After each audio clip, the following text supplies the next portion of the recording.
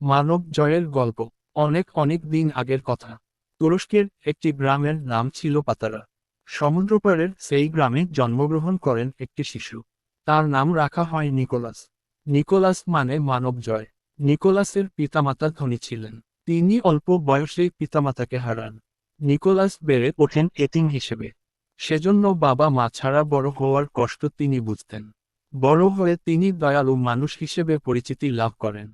তিনি তার পিতার রেখে যাওয়া সম্পত্তি মানুষের মাঝে বিলিয়ে দিতে শুরু করেন। তিনি শিশুদের উপহার দিতে পছন্দ করতেন। বিভিন্ন জায়গা ঘুরে বেড়াতেন। গরিব দুঃখী মানুষের সন্ধান করতেন। যেখানেই গরিব মানুষ দেখতেন, তাদের সাহায্য করতেন। শিশুদের ভালোবাসতেন। শিশুদের নানা উপহার দিতেন। তার এই দানশীলতার কথা সারা দুনিয়ায় ছড়িয়ে পড়ে। সবাই তাকে ভালোবাসতে শুরু করে। বিশেষ দিনে শিশুদের উপহার দেওয়ার রীতিও চালু হয়। 6ই ডিসেম্বর তার মৃত্যু দিবস।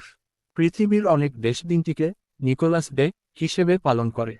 এ দিনই শিশুদের আনন্দের নানা আয়োজন হয়। উপহার দেওয়া হয়। শিশুদের নিয়ে মজার মজার খাবার খাওয়া হয়।